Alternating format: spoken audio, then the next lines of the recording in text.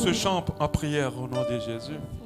Je sais qu'il y a quelqu'un qui a besoin de soutien ce matin, mais j'aimerais te dire que tu peux puiser ta force en Dieu. C'est une force intarissable, alléluia. C'est une force qui ne se tarit jamais. C'est une force qui se renouvelle tous les jours pour toi.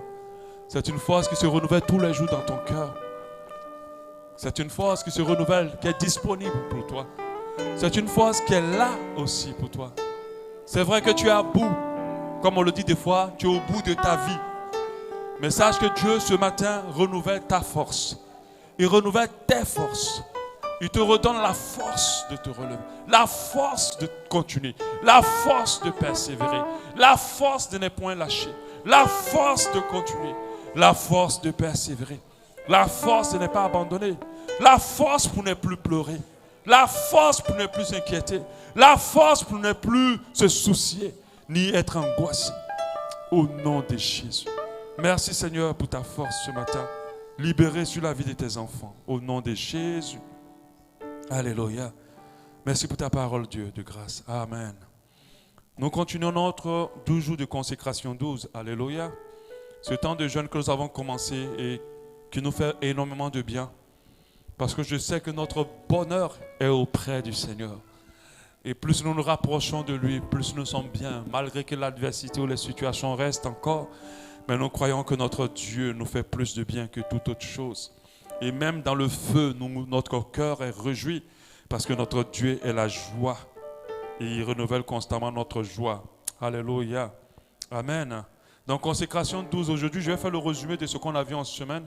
Aujourd'hui, on est à notre 5e jour. Et je bénis Dieu pour cette force qu'il nous a donnée de tenir jusqu'à là. Il faut toujours bénir Dieu pour les petits exploits. Alléluia. Afin qu'il te permette d'accomplir des plus grands exploits. Amen. Si tu gardes ton regard sur les grands exploits à faire, alors tu ne pourras pas terminer ces grands, tu ne pourras pas les atteindre. Mets ton regard sur les choses que Dieu a fait et Dieu t'en donnera de plus grandes. Alléluia. Amen. Et nous bénissons Dieu. Notre thème de cette année, c'est Dieu avec nous. C'est un thème important, primordial. Un thème qu'on doit écouter, même pour ceux qui n'ont pas eu le temps d'être là, parce que je sais que ce sont des activités. Je vous encourage, lorsqu'on mettra toutes ces vidéos sur YouTube, de pouvoir aller de prendre la playlist et de l'écouter du début jusqu'à la fin. Je rappelle que la parole de Dieu n'est pas donnée juste pour nous révéler la vérité, mais aussi pour nous transmettre quelque chose. Alléluia. Donc lorsque nous écoutons cette parole, elle va nous permettre de libérer en nous ce qui a été enseigné pour que nous soyons façonnés. Nous sommes façonnés à force de la puissance du Saint-Esprit, mais à force aussi de la puissance de la parole. Alléluia. Parce que le Saint-Esprit sans la parole n'est rien, la parole sans le Saint-Esprit n'est rien. C'est en toute collaboration qu'il travaille. Mais quand tu lis plus loin la Bible, tu vois que la parole, c'est le Saint-Esprit. Alléluia. Amen. Alléluia. Donc Dieu avec nous, on a commencé d'abord par le premier jour à comprendre l'importance d'avoir Dieu avec nous. Sachez, ce serait vraiment résumé, je ne vais pas aller dans les détails, parce qu'on ne veut pas que le culte soit long. Donc je vais vous donner vraiment l'essentiel. Lorsqu'on lit Genèse 31:1, on se rend compte que Dieu avait donné une recommandation à Jacob de retourner vers son père, vers sa famille plutôt. Et il lui a donné cette précision. Et je serai avec toi. Genèse 31:1. Il a dit, et je serai avec toi. La vie que nous menons, c'est une vie où on emprunte énormément de chemins. On prend énormément de décisions. On a énormément de choix à faire. On a énormément de lieux où nous nous retrouvons. Et normalement, en tant qu'enfants de Dieu, nous avons besoin de nous rassurer que Dieu est avec nous. Même si les gens ne sont pas avec nous, le plus important, c'est que Dieu soit dans notre bac. Il y a une grande souffrance à chercher à ce que les gens soient avec nous. Parce que plus tu veux que les gens t'approuvent, plus les gens ne t'approuveront pas. Alléluia. Mais si Dieu est avec nous, cela nous suffit. Donc il est très important pour nous plutôt de nous rassurer que Dieu est avec nous dans tout ce que nous faisons et même dans nos vies dès le départ. Les hommes de ce monde croient que le plus important à avoir, c'est d'avoir de l'argent. Ils n'ont pas tort, l'argent résout beaucoup de problèmes. Ce n'est pas pour rien que Dieu s'est mis face à l'argent pour dire tu as choisi entre l'argent et moi. Parce que tu ne peux pas suivre les deux. Parce qu'il connaît la puissance que l'argent aura dans ce monde dans lequel nous sommes aujourd'hui. l'argent a plus de puissance que beaucoup de choses. Et malheureusement, l'argent a pris le dessus dans le cœur de plusieurs. Nous n'avons pas besoin d'argent. Parce qu'il y a des choses que l'argent ne peut pas faire, que Dieu fait. Alléluia. Il y a des choses que l'argent ne peut pas produire, que Dieu produit. L'argent ne peut pas prendre l'amour de quelqu'un. Mais Dieu peut permettre à ce que les gens t'aiment pour ce que tu es et soient loyaux envers toi pour ce que tu es. Et c'est Dieu qui donne cette capacité. L'argent est limité par rapport à des maladies, mais Dieu n'est limité face à aucune maladie. L'argent ne peut pas élever certaines personnes. Malgré tout leur argent, ils n'arrivent pas à atteindre les sommets. Mais Dieu peut élever quelqu'un qui n'a même pas 5 francs et pour le mettre à la table des rois. Alors, entre les deux, lequel est plus important que nous ayons avec nous? D'abord Dieu. Et en plus de ça, Dieu possède toute richesse. Donc l'argent est sous la domination de Dieu. Alléluia. Amen. Donc nous devons comprendre qu'il est important pour nous les enfants de Dieu, ou pour toute personne qui veut vraiment expérimenter des choses extraordinaires de Dieu, de pouvoir se rassurer que Dieu est avec lui. Ces 12 jours de jeûne, nous allons nous chercher à savoir comment Dieu est avec nous. Nous allons chercher à savoir comment l'avoir avec nous. Nous allons savoir quel est l'avantage du fait qu'il soit avec nous. Aujourd'hui, je vais rapidement commencer par parler de 7 raisons majeures d'avoir Dieu avec nous. Alléluia. Ne vous inquiétez pas pour l'enfant. Si tu es connecté, tu n'entends plus sa voix. Alléluia. Moi-même, je n'entends plus sa voix. Il entend une mélodie en bas de l'enseignement. Alléluia. 7 raisons majeures d'avoir Dieu avec nous. La première raison, j'avais dit, quand Dieu est avec nous, c'est la sécurité divine qui est notre partage. Comme je l'ai dit aux gens, d'autres prient la nuit en pensant que quand ils ont prié, c'est là qu'ils sont protégés. Non. Des fois, tu es fatigué, tu n'as pas prié, mais Dieu t'a quand même protégé. Parce qu'il est avec toi, rien ne t'atteindra. Parce qu'il est avec toi, rien ne sera. C'est-à-dire que toutes les armes forgées contre toi seront nulles et sans effet. On a pu tuer un président des États-Unis, et même pas de près, à distance. Pour dire qu'il n'y a aucune sécurité dans ce monde. Même si tu barricades, parce qu'il y a des gens quand ils dorment, ils barricadent leur maison, ils barricadent. Ma soeur, mon frère, si Dieu n'est pas avec toi, toi, mais quand tu as fini de fermer ta porte, voilà le voleur est couché sur ton lit. Il dit, j'attendais que tu fermes la porte. Si les gens ont pu casser les plus grands coffres forts, les plus sécurisés, ce n'est pas ta petite maison là qu'on souffle un peu, puis ça truc. Moi, j'ai vu une fois qu'ils avaient volé un magasin, ils ont cassé le mur par derrière. Donc, quand tu as fini de fermer ta porte, lui, il dit, c'est pas grave. Pendant qu'il pleut, il casse ton mur, il fait un grand trou, il rentre. Tu ne vas même pas entendre le moment où il est en train de casser ton mur. La véritable sécurité, c'est avec Dieu. Quand nous sommes avec Dieu, nous avons la sécurité d'en haut. C'est l'ange de l'Éternel qui campe auprès de ceux qui ont Dieu avec eux. Et nous savons que les anges sont plus puissants que les démons. Et un ange a pouvoir sur Satan. Parce que le plus petit du royaume de Dieu est plus grand que le royaume des ténèbres. Alléluia. Et vous devez comprendre ça. Avoir Dieu avec nous, c'est la faveur, la bénédiction et la prospérité aussi. C'était là le partage de Joseph, de Daniel et de toutes ces personnes-là. Parce qu'ils avaient Dieu avec eux. Alléluia. Vous allez comprendre par la suite une nuance, mais je préfère vous le dire clairement. Quand Dieu est avec toi, même quand tu n'as rien, les gens t'envient. Même quand tu n'as rien, les gens te jalousent. Parce que quand Dieu est avec toi, il y a quelque chose que tu as que les gens ne peuvent pas payer. Et la grâce et la faveur de Dieu est ton partage. Partout où tu vas, tu as comme l'impression que tu es spécial. Parce que Dieu est avec toi. Alléluia. Quand tu as Dieu avec toi, la victoire sur tes ennemis. Je le disais aux autres, il y a plusieurs combats que tu as remportés dont tu n'es même pas au courant. Que tu n'es même pas informé. Peut-être même en venant jusqu'à ici, normalement, on nous appeler pour dire, tel est parti. Je me rappelle de cette sœur-là, dans l'église où j'étais avant, ici, qui est morte le dimanche après le culte. Heureusement qu'elle traversait la route avec ses enfants, elle a été fauchée, les 2 enfants étaient jetés dans le caniveau, les jumeaux. Devant elle, devant ses enfants, la voiture l'a écrasée. Mais c'était un dimanche. Je n'ai pas dit qu'elle a fait quelque chose de mauvais, hein, je ne parle pas de ça. Mais quand Dieu est avec vous, il remporte des combats. Je veux que tu réalises que tu es toujours une proie pour les ténèbres. Peu importe que tu aies fait quelque chose, peu importe que tu prêches la parole de Dieu ou pas, le diable sait ce que Dieu a mis en toi. Et c'est ça qui le dérange. Alléluia. La victoire sur nos ennemis. Et tu vas voir les gens dans le secret vont forger des choses comme toi. Et puis Dieu va les déjouer. Dieu va les exposer. Parce qu'il est avec toi. Quand Dieu est avec toi, le succès dans tes entreprises, parce qu'il dit dans sa parole, avec Dieu nous ferons les exploits. Il a rajouté, il écrasera nos ennemis. Et nous avons vu comment le peuple juif, en petits groupes, ont détruit les grandes armées. Quand Dieu est avec toi, tu remportes la victoire. Quand Dieu est avec toi, tu as le succès dans tes entreprises. 5. Quand Dieu est avec toi, tu as la garantie de faire des bons choix. Si tu n'as pas Dieu avec toi, tu vas voir des choses et tu vas te dire que c'est le bon choix. En réalité, ce sont des choses pour te détruire. Dieu nous guide dans de bonnes voies. C'est pour ça qu'il est important pour toi d'avoir Dieu avec toi pour faire de bons choix. Dans tous les choix de ta vie. Quand Dieu est avec toi, il y a une chose que l'ennemi ne peut pas te donner. Le monde essaie de l'acheter, mais seul Dieu donne. C'est la paix. Quand Dieu est avec toi, même dans tes situations, il te calme.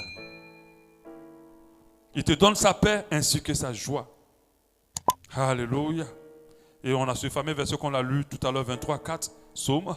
Quand je marche dans la vallée de l'ombre de la mort, je ne crains aucun mal, car tu es avec moi, ta houlette, ton bâton me rassure. Et quand Dieu est avec toi, c'est l'accès au miraculeux. Il rend possible tout ce qui est impossible. Alléluia. Pendant que je suis en train de le dire, je sens dans l'esprit de quelqu'un qui dit, mais je ne vois pas ça dans ma vie. Mais je vais te dire, prends cet engagement aujourd'hui de chercher Dieu plus que toute autre chose dans ta vie. Et tu verras ce que je dis complètement apparaître et se réaliser clairement dans ta vie. Alléluia. C'est vrai qu'il faut suivre Dieu par la foi. Mais je pense qu'à un moment donné, Dieu veut te prouver qu'il est là. Alléluia. Il a besoin, il sait que tu en as besoin. De savoir qu'il est là et qu'il est présent. Alléluia. Que cette semaine, Dieu te prouve qu'il est dans ta vie. Au nom de Jésus. Amen. Que cette semaine, il te le prouve au nom de Jésus. C'est parce que Dieu était avec Marie que l'impossible a été possible. Qu'une femme vierge a pu faire un enfant. C'est parce que Dieu était avec Jésus le Père et que Jésus faisait des choses incroyables. C'est parce que Dieu était avec Élie que Élie a pu faire tomber un grand feu qui pouvait même commander à la pluie de s'arrêter et les choses se passaient.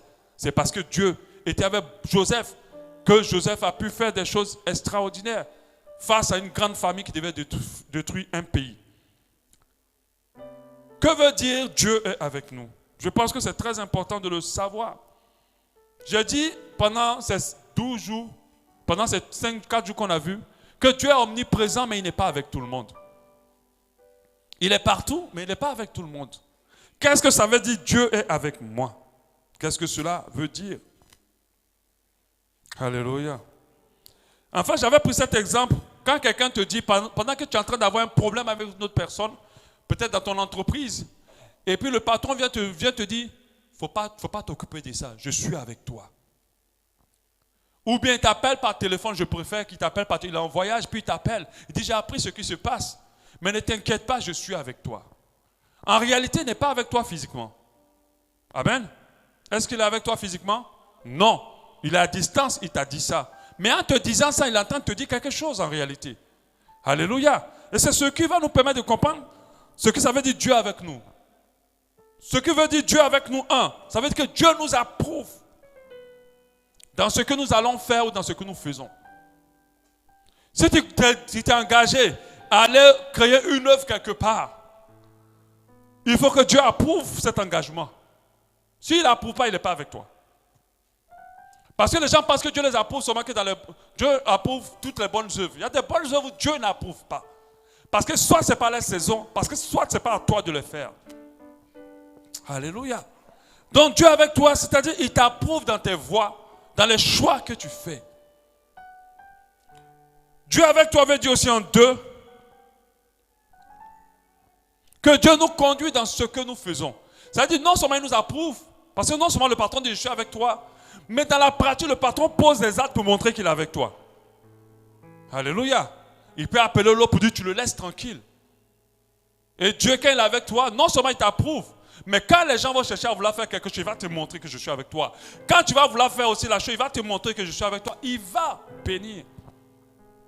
Ce que vous devez comprendre, c'est que les gens ont l'impression que Dieu est avec eux seulement quand les choses se passent selon le regard du monde. Mais le regard du monde n'est pas le regard de Dieu. Quand tu te concentres sur le regard de Dieu, je t'assure, tu vas regarder ta situation, tu vas comprendre que Dieu est avec toi. Mais c'est parce qu'on regarde à l'extérieur qu'on a l'impression que Dieu nous a abandonnés. Parce que le monde a son regard et Dieu a son regard. Et les deux ne sont pas pareils.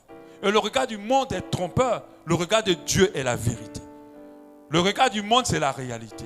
Mais le regard de Dieu, c'est la vérité. Alléluia. Amen. Quand Dieu est avec toi, il devient ton allié aussi dans tes combats, dans tes défis. Lorsque tu te trouves face à des combats, des situations, tu sens Dieu aussi porter le casque pour combattre avec toi. Alléluia. Ça veut dire je suis avec toi. Il y a des gens qui ont été accusés injustement. Et l'accusation est partie jusqu'à un niveau où ils ont été même emprisonnés. Et ils se sont dit Dieu m'a abandonné. Mais non. Même si tu pars dans la prison, Dieu est avec toi. Alléluia. Et il combattra pour toi. Tous ceux qui ont levé contre toi de l'injustice, Dieu te justifiera face à eux. Et Dieu l'a fait énormément pour ma vie. Et je crois qu'il a fait pour la vie de certaines personnes en ce lieu. Alléluia. Si on t'accuse injustement, si Dieu est avec toi, et tu verras que Dieu va te relever ton visage. Alléluia. 4. Dieu avec nous, c'est-à-dire sa faveur est notre partage aussi. Et c'est ce qui permettait aux gens autour de Joseph de savoir que Dieu était avec lui. Quand il regardait ce que Dieu faisait dans sa vie, il dit oui, Dieu est avec cet homme-là. Et Dieu est avec nous lorsque il se manifeste au milieu de nous. Alléluia.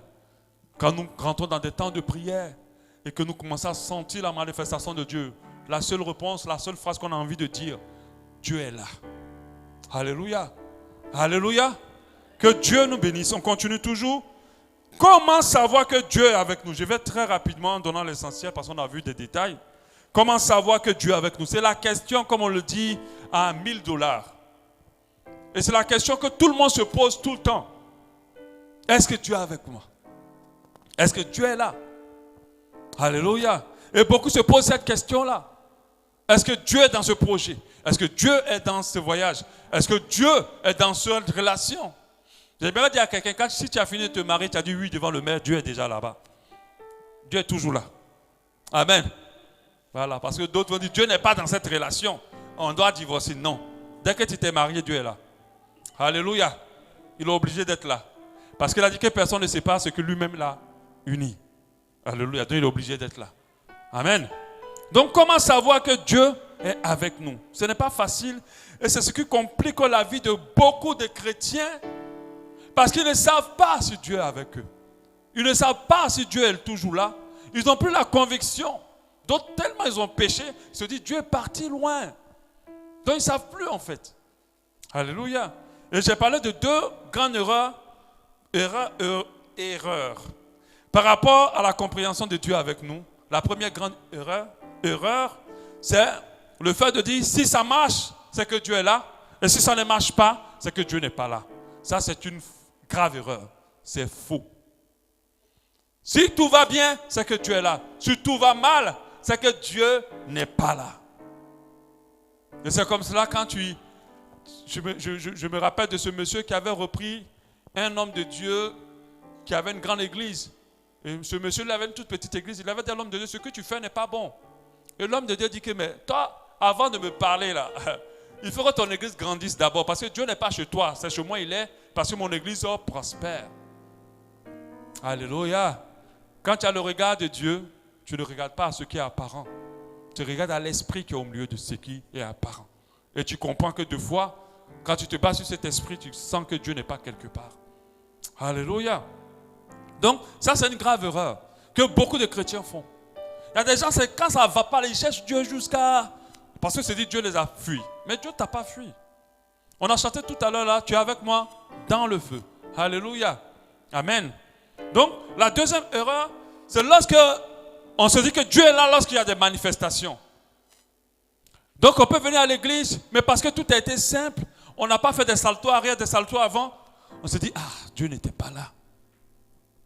Et quand on arrive quelque part où les gens sautent dans tous les sens, où les femmes font des notes vocales, musicales d'un niveau qu'on ne peut même pas décrire, où elles crient de manière hystérique, on dit, oui, Dieu est là.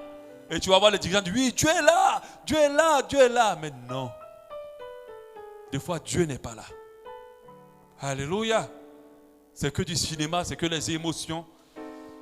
C'est que des gens qui ont payé, on va donner les cachets après pour venir faire le cinéma dans l'église. Donc nous ne devons pas nous baser sur le fait que rien ne s'est passé, alors Dieu n'est pas là. Et nous baser sur le fait que beaucoup de choses sont passées, alors Dieu est là.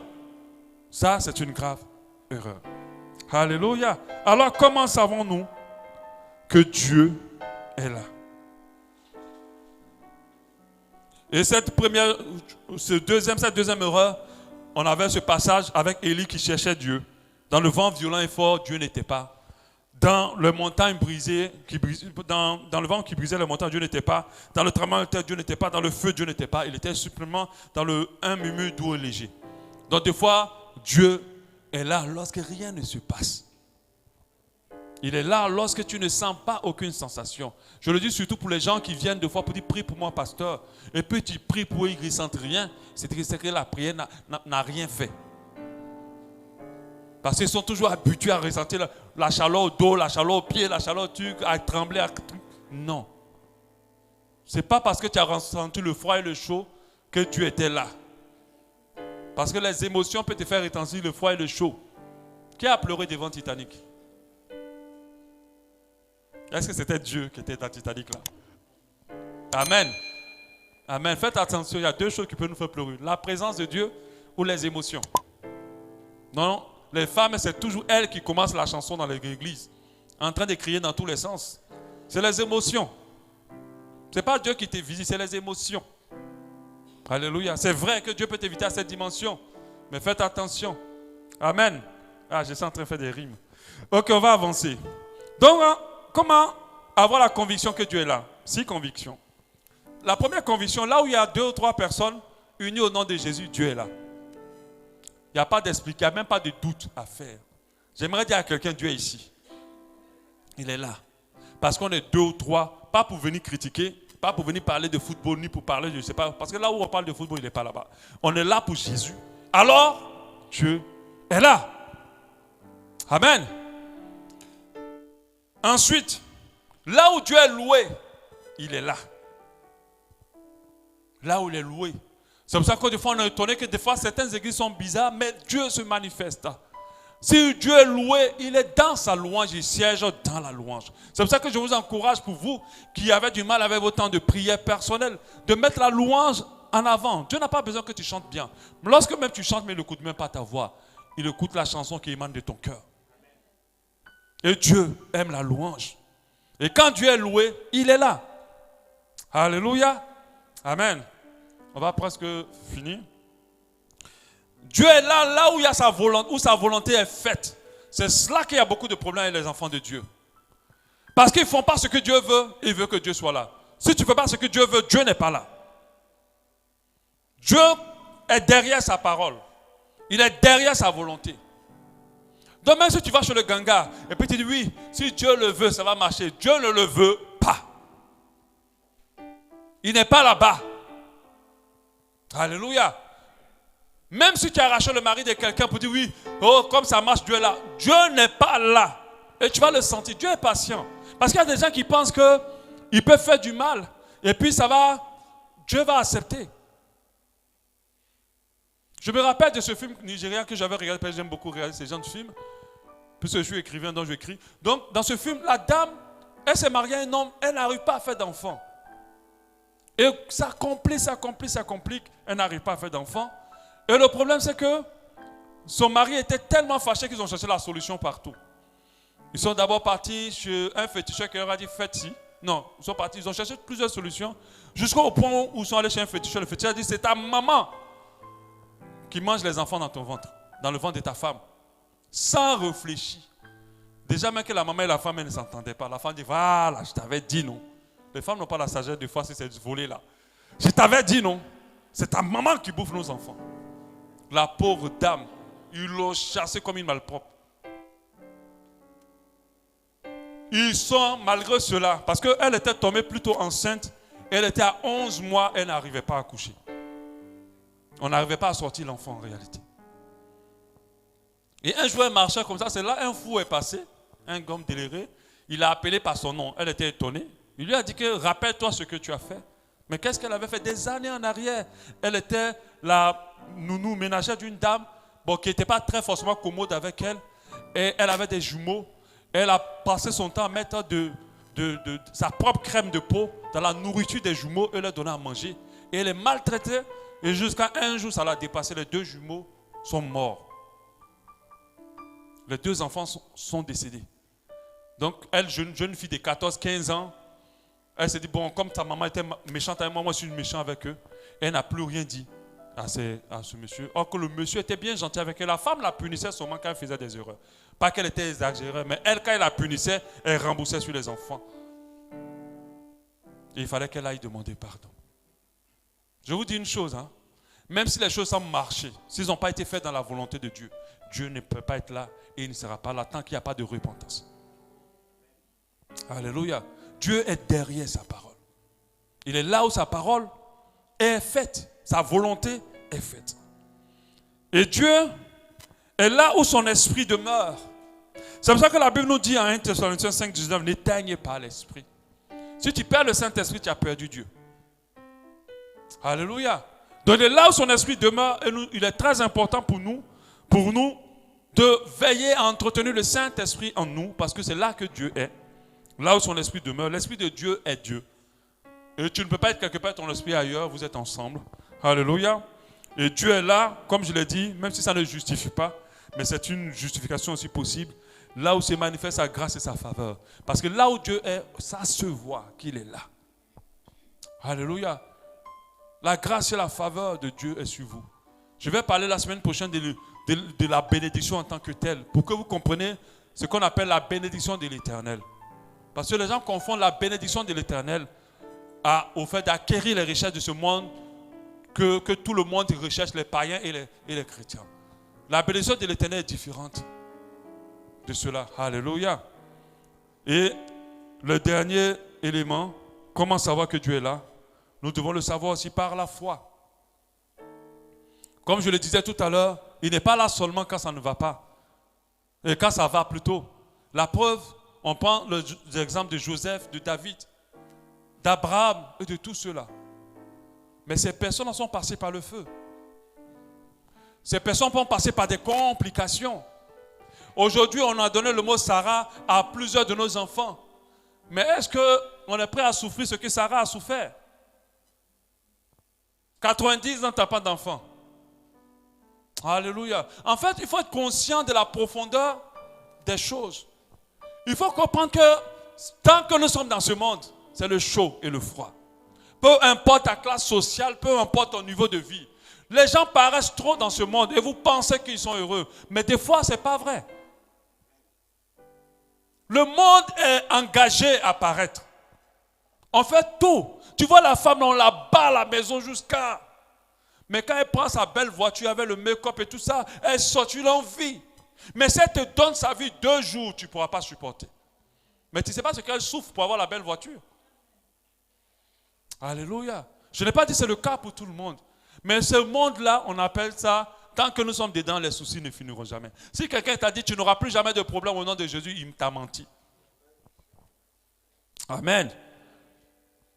Même si c'est le bouton sur mon visage qui me donne de l'angoisse, c'est un problème pour moi. Amen. Parce qu'il y a d'autres qui peuvent minimiser les problèmes. Toi, tu n'as rien. Moi-même, là, tu ne connais pas mes problèmes. Chacun souffre. Ou bien, chacun souffre. Tu souffres, je souffre aussi. Même si tu penses que ton problème est plus gros, nous deux, on souffre. Alléluia. J'ai réalisé que dans ce monde-là, tant qu'on est dedans, on sera dans le problème, on sera dans la joie, on sera dans le problème, on sera dans la joie. Quand tu as compris ça, tu commences à t'attacher à Dieu. Parce que dans le problème, quand il est avec toi, le problème est amorti. Tu ne le sens pas passer. Parce qu'il y a des gens qui sentent leur problème passer. C'est comme si un train passait sur eux.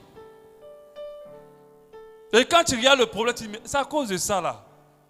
Bon, je respecte ton problème, mais il ne faut pas exagérer. Tu sens comme si même pas un train, même un immeuble est passé sur eux. Parce qu'ils n'ont pas compris. Ils comprennent. La majorité des gens sont toujours confus quand il y a problème. Mais ils ne sont jamais confus quand tout va bien.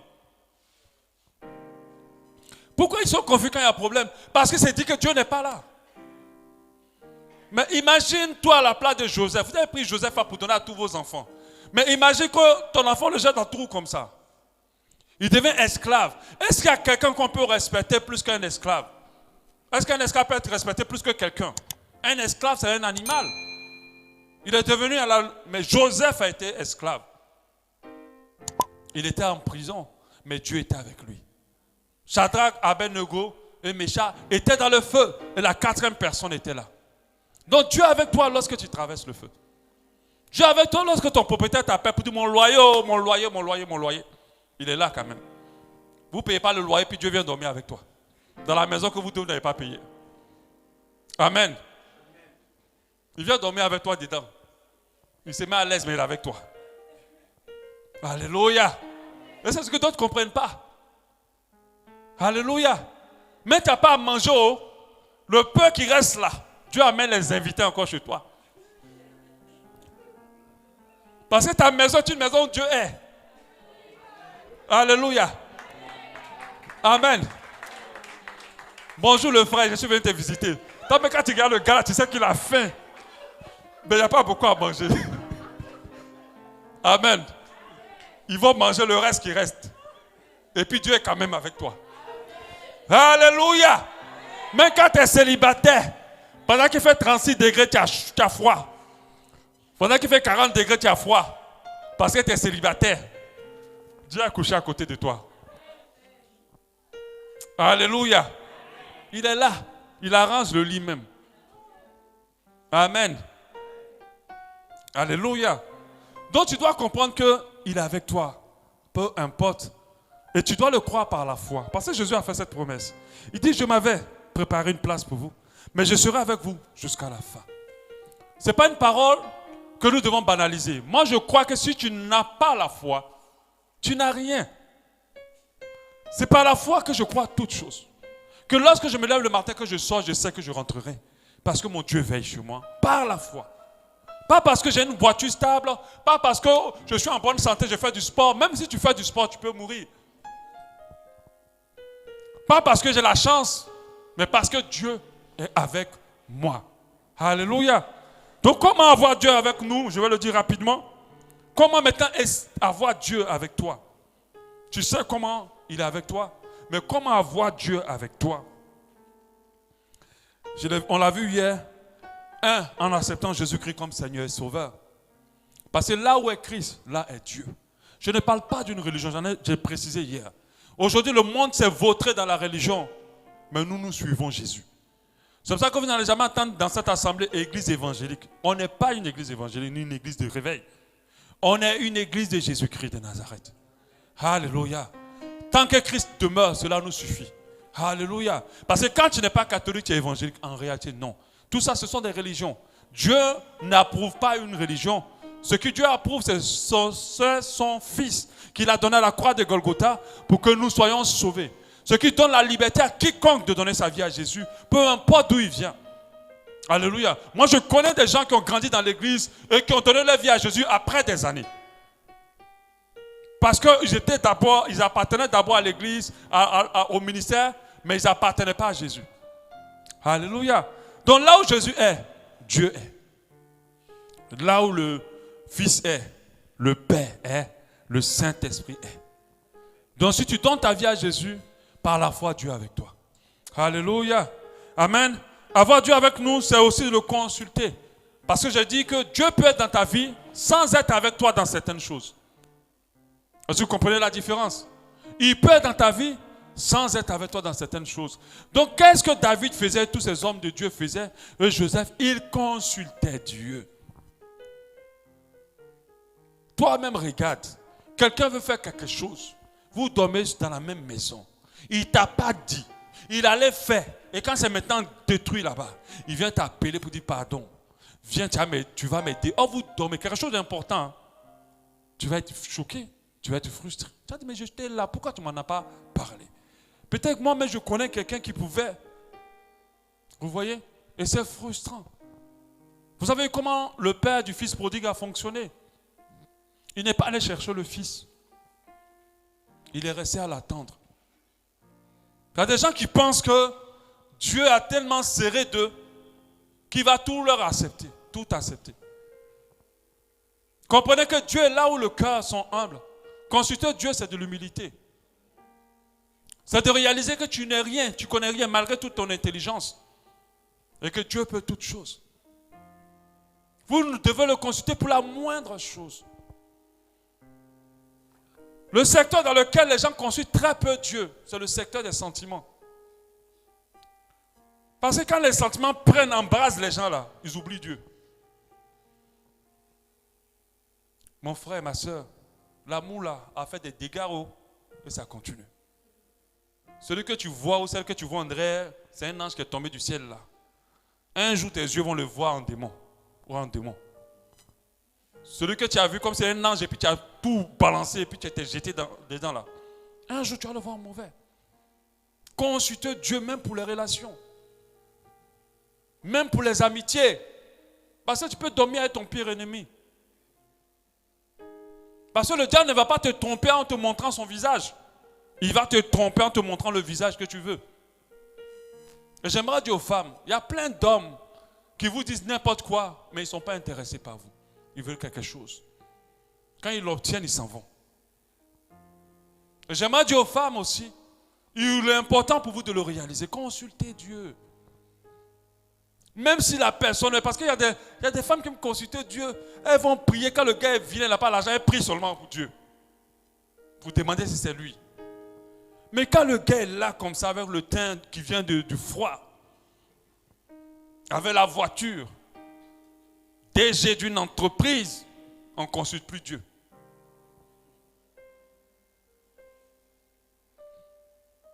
Même quand on te remet de l'argent, consulte Dieu. Rassure-toi que c'est Dieu qui te le donne. Alléluia. Donc, en consultant Dieu, comme David le faisait, il veillait à avoir la garantie que Dieu était avec lui. Parce qu'ils ont pris sa femme et ses enfants et tous ses biens. Et il allait demander à Dieu, est-ce que je dois partir, aller les délivrer? Mais comment tu peux demander à Dieu si tu vas aller délivrer ta femme et tes enfants? C'est une évidence. Mais en réalité, il ne voulait pas partir sans Dieu. Du fait qu'il a consulté Dieu, Dieu était maintenant avec lui. Alléluia. Donc consultons Dieu, il sera avec nous. Dieu avec nous aussi, on peut l'avoir lorsque nous l'obéissons. Si tu marches droitement avec le Seigneur, selon les voies de Dieu, il est avec toi. Si tu développes le cœur aussi de juste, Dieu est avec toi. Le cœur de juste, c'est vraiment quelqu'un qui a le cœur de Dieu, qui aime les gens, qui pardonne, qui fait du bien aux autres, qui est intègre, qui n'aime pas le faux coup pour avoir des choses, qui libère son cœur, qui garde son cœur plus que toute autre chose. Dieu est avec cette personne-là. Alléluia. À partir de demain, nous continuons notre jeûne et nous allons voir qu'est-ce qui nous sépare de Dieu. Cette fois-ci, on va rentrer dans beaucoup plus de profondeur. Je vous encourage à jeûner non seulement, et on a enlevé le couvre-feu. Vous êtes resté dans Covid là, vous avez laissé Dieu. On a enlevé maintenant Covid. Alléluia. Voilà. Partout, on ne porte plus bavette. Venez. Venez dans la présence de Dieu. On va louer Dieu et on va entendre sa parole. Alléluia. Ce que j'aimerais dire à quelqu'un ce matin, pour prier, pour finir, c'est que fais tout en toutes choses et à tout moment que Dieu est avec toi. Alléluia. Il faut toujours te rassurer de ça. Et même quand c'est difficile, par la foi, crois qu'il est là. Parce qu'il est aussi des fois avec nous dans le feu. Alléluia. Amen. Nous allons prier.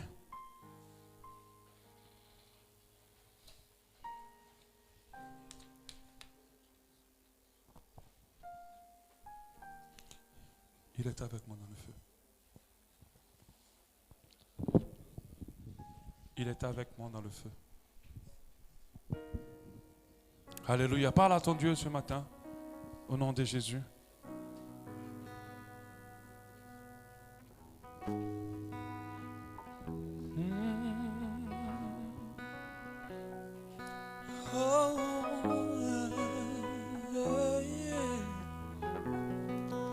Il est avec moi dans le feu. Il est présent dans la tempête, apaisant les mers, Et s'il m'arrive un jour d'oublier la puissance de sa grâce, il y a un tombeau qui est bien vide. Et cette puissance vit en moi. Il est avec moi. Car il est avec moi dans le feu, là à mes côtés. Lui, il est présent dans la tempête, apaisant les mers. Et s'il m'arrive un jour d'oublier la puissance de sa grâce, il y a un tombeau qui est bien vide. Cette puissance vit Je en vois moi. la lumière. Je vois la lumière dans les ténèbres, alors qu'elle fuit devant lui. J'entends dans les cieux un rugissement, quand sa gloire nous envahit. Je sens la terre trembler là sous nos pieds, alors que les murs s'effondrent.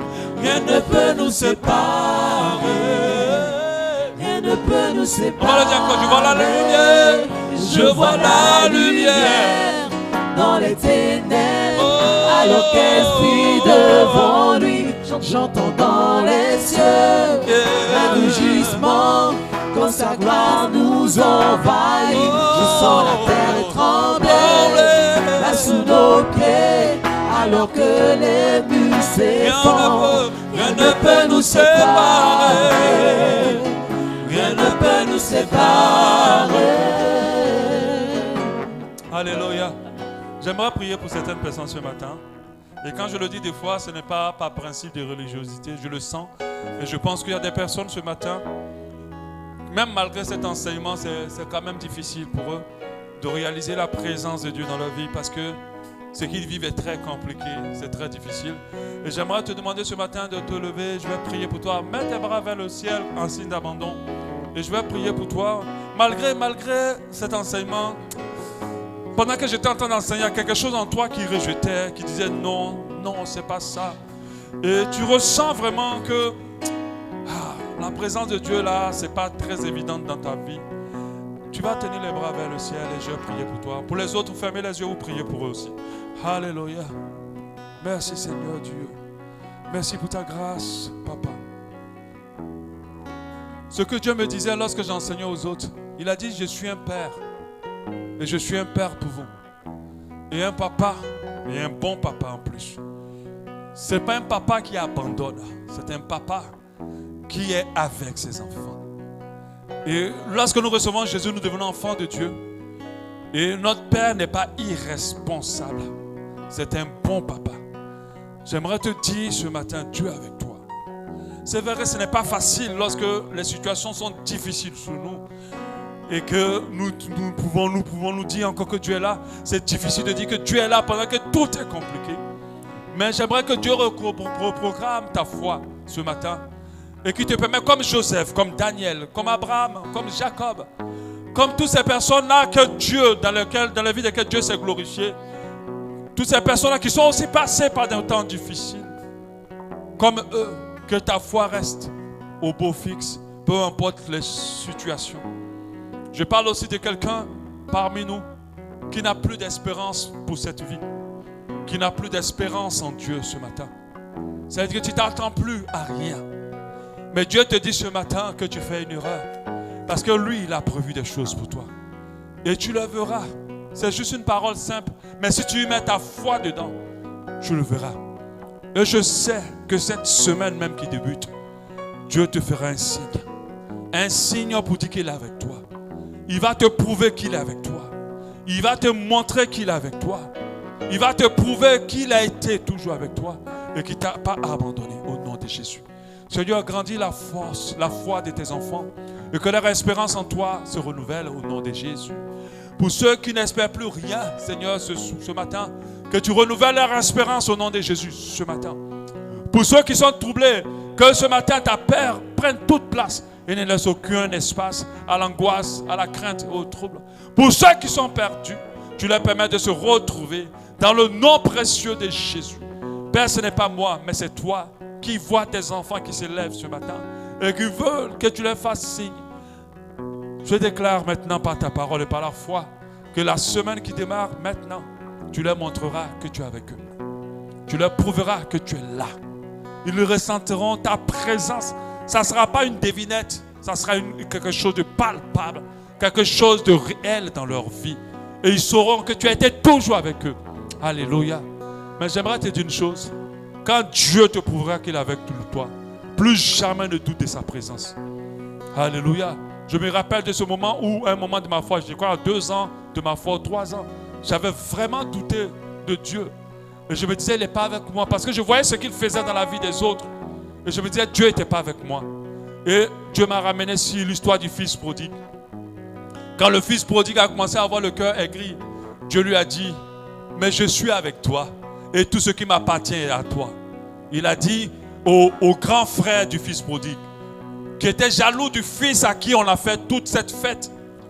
Il a dit, tu es avec moi et tout ce qui m'appartient est en toi. Quand Dieu m'a dit ça, plus jamais après le reste de ma foi, j'ai presque de 17 ans, et même plus de fois, pas plus de ça, même plus, 22 ans de foi, je n'ai plus jamais encore douté de la présence de Dieu, même quand les temps étaient difficiles. Dieu t'a dit ce matin, je suis avec toi. Tout ce qui est à moi est à toi. Tout ce qui est en moi est à toi. Et il te dit ce matin, je t'aime d'un amour éternel. C'est pour cela que je te réserve ma bonté. Je t'aime d'un amour éternel. C'est pour cela que je te réserve ma bonté. Que Dieu restaure ton cœur complètement. Et que dans les situations, ton cœur soit apaisé au nom de Jésus. Je le déclare ainsi. Amen. Lord, I give you my heart, I give you my soul. I live for you alone. Every breath that I